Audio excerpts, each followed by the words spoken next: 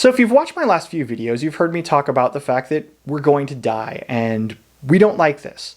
We don't like the idea that we're going to die, and we especially don't like the idea that our deaths may render our existence meaningless. And this has led to a philosophical position that's sometimes called absurdism. Basically, we want something that we can't have. On one hand, we have the thing that we want, an objective meaning to our lives.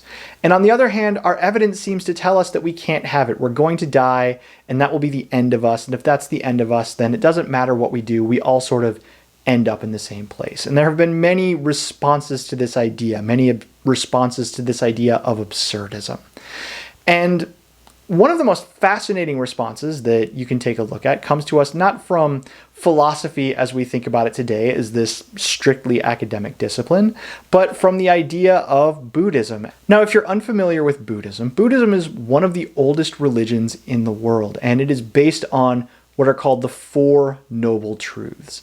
And these Four Noble Truths will have a lot to say about how we may be able to escape this tension that we face between what we want on the one hand, a meaningful existence, and the thing that we can't get on the other hand, the actual meaningful existence. The first noble truth is the noble truth of suffering.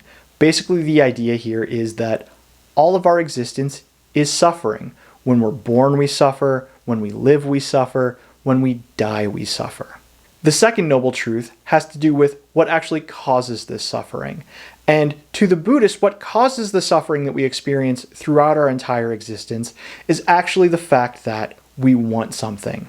We are suffering when we're born because as soon as we're born, we want something. We want to be held by our mothers.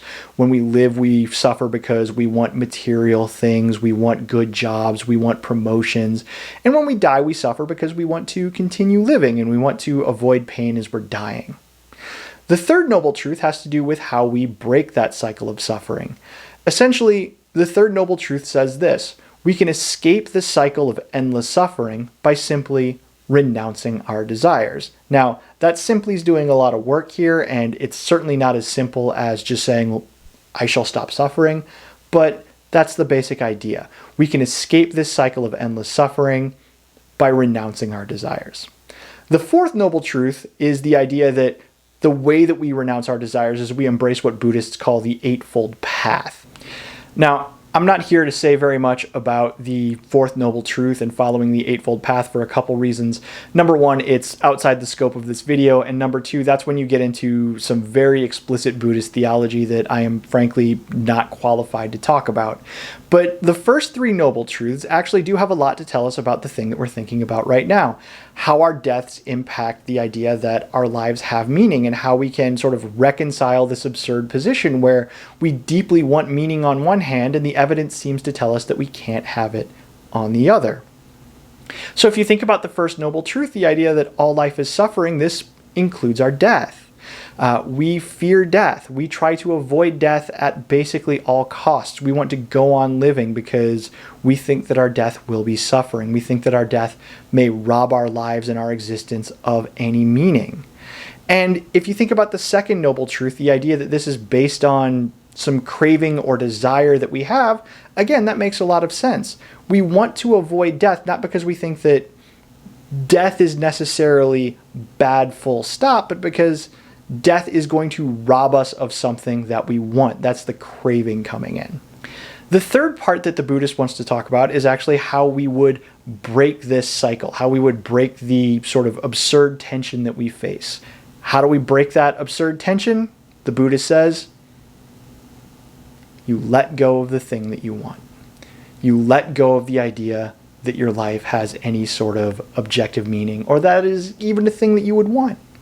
Now, you might say, well, whoa, that is easier said than done, and I certainly agree with you. But the Buddhist actually does have a response to this. Why shouldn't you worry about wanting a meaningful, objectively good existence?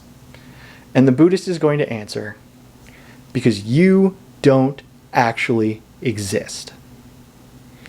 Now, why is that the case? The Buddhist has a very interesting argument for this. And it basically goes like this. I want you to imagine your entire body. I want you to imagine yourself, whatever you take that to be. And the Buddhist says, well, you, yourself, is actually made up of a bunch of separate parts. And if we were to remove one of these parts, would we actually be able to look at that part and identify it and say, aha, that's you? If I cut off my ear, would I be able to lay it on the table and say, oh yes, there's Jake, right there? No, that seems like a very strange thing to say. If I were to take off individual hairs from my head or pull the teeth out of my mouth, would I be able to look at any of that stuff and say, oh yes, there's Jake right there? And the Buddhist thinks that you can do this for literally every part of you. We could break you down, you could break me down into all of our constitutive parts, every single part that makes up who we are. And the Buddhist will say if you were to lay them all out on the table, if you were to lay them all out on the floor, and you were to look at them, and you were to say, show me which part is Jake, or show me which part is you, you won't be able to do it. There's no part that you can look at and you can say, oh yes, that part right there is the person.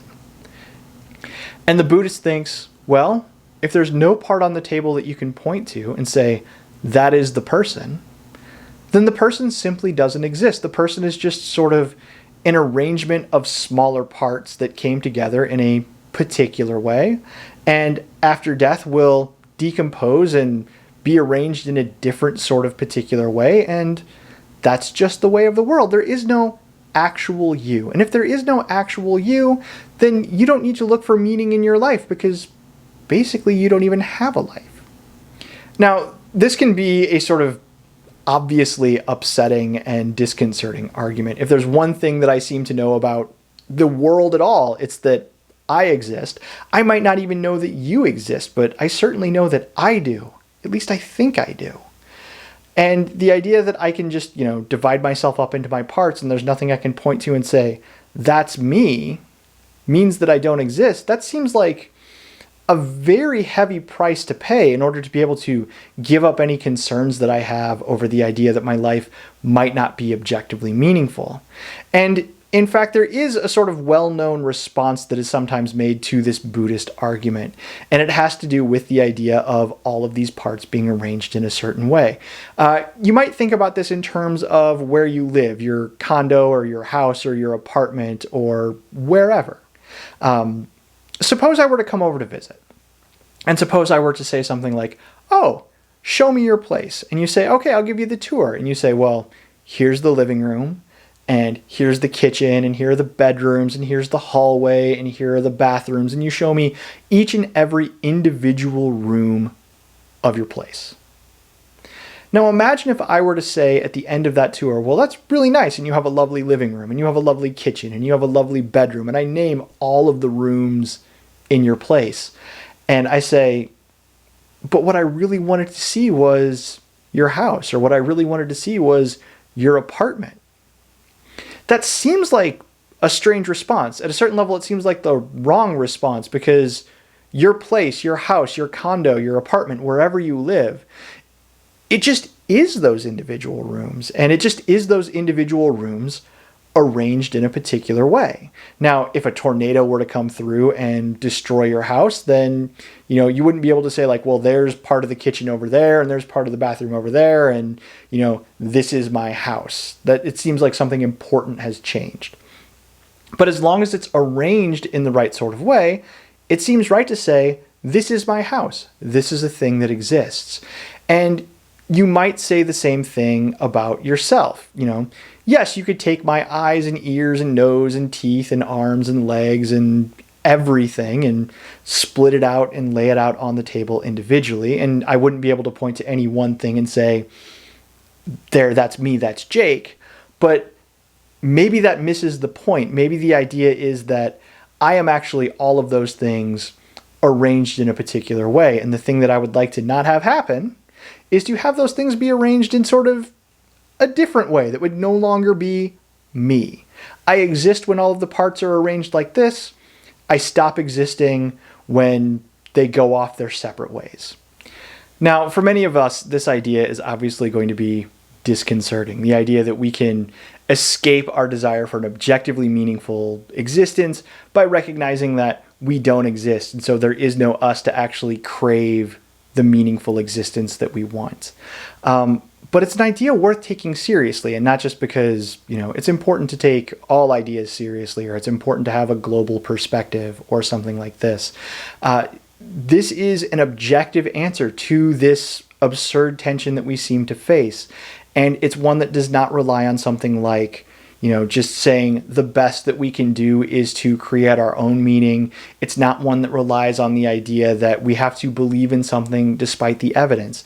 This is a view that allows us to answer that absurdist tension in a way that seems to track with all of the evidence that we actually have. It really is possible to divide ourselves up into the smallest parts, and it really is possible to look at all of those parts and say, where is Jake? And it really does seem like if we were to do that, I couldn't actually point you to the thing that is Jake. And if that's the case, this may actually be the answer to how we should reconcile this absurdist position, even if it may take us a while to wrap our heads around it.